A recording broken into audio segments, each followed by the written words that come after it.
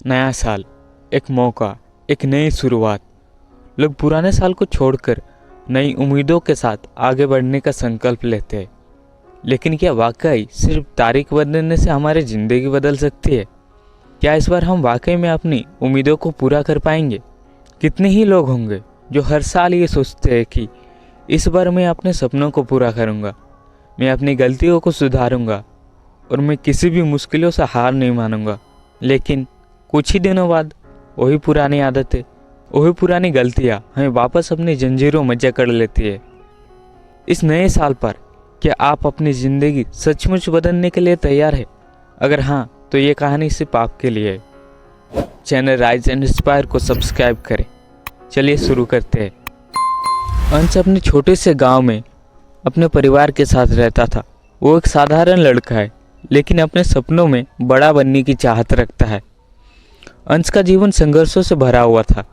उसका सपना था कि वो कुछ बड़ा करे और अपने परिवार का नाम रोशन करे, लेकिन उसका जीवन कभी आसान नहीं था। उसके माता पिता गरीब थे और उसे अपनी पढ़ाई के लिए काफ़ी मेहनत करनी पड़ती थी।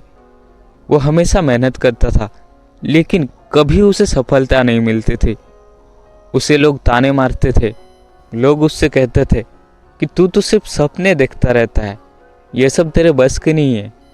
अगर मेहनत से कुछ किया होता तो अब तक तुझे कुछ मिल चुका होता। लेकिन अंश के अंदर कुछ था जो उसे कभी हारने नहीं देता था। उसे लगता था कि वो अगर अभी ही हार मान लेता तो वो कभी कुछ हासिल नहीं कर पाएगा।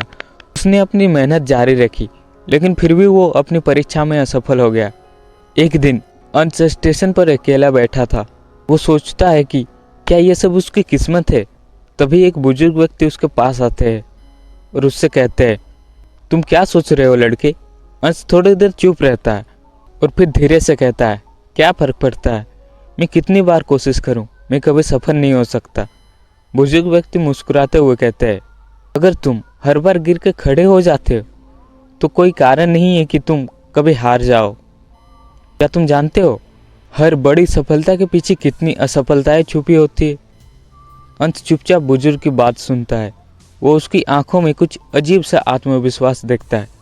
बुजुर्ग व्यक्ति कहते हैं, देखो लड़के, दुनिया में सबसे बड़ी ताकत है अपने आप पर विश्वास करना। जब तक तुम अपनी मंजिल पर विश्वास नहीं करोगे, तब तक कोई भी रास्ता आसान नहीं होगा। जो गिरने के बाद उठ खड़ा होता है वो ही सच्चा विजेता होता है। बुजुर्ग ने अंश को एक डायरी दी और कहा, तुम्हें अपने सपनों और संघर्षों को लिखो। जब तुम्हारी कहानी पूरी होगी तो तुम खुद को पा सकोगे।